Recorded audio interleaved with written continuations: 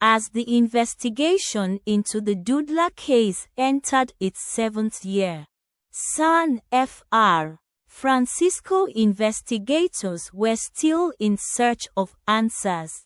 The Doodler had targeted gay men, luring them to bars and nightclubs near Ocean Beach where he meticulously planned his attacks. Witnesses reported seeing a man matching the composite sketch of the suspect at several locations during the active years of the murders. However, despite the tip-off from the sketches and tips from witnesses, police were unable to bring in the killer for prosecution due to insufficient evidence. A new batch of DNA samples collected over the last decade tested positive for human remains near Ocean Beach. However, it was not yet clear if these matches corresponded to a murder victim or an unrelated burial site.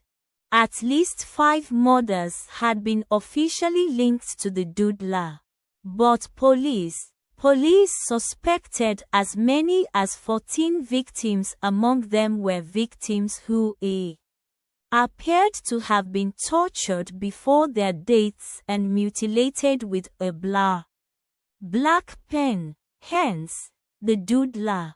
The police theory was that he may have taken these actions for sexual gratification. One witness's account suggested the suspect wore heavy makeup and dyed his hair blonde, while another claimed to have seen him wearing dark sunglasses.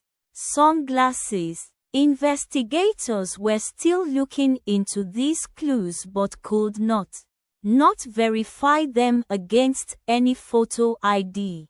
They wondered if this information might offer a clue about the killer's identity.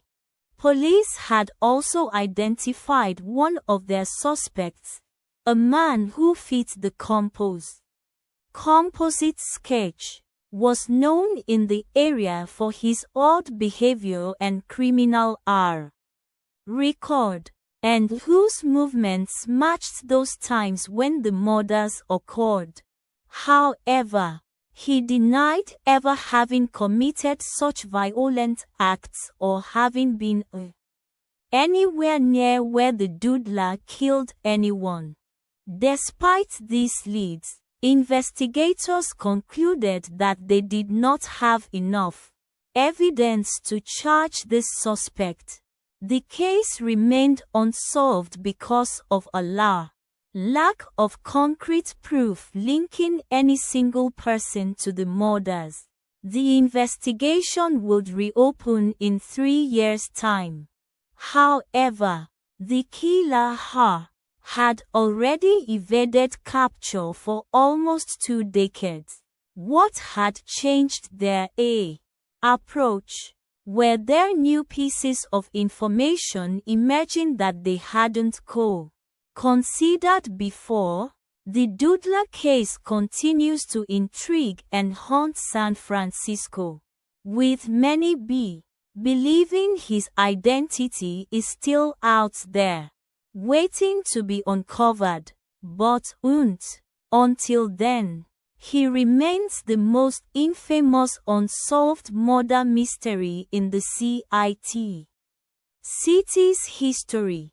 And so far, no one knows who the Doodler was.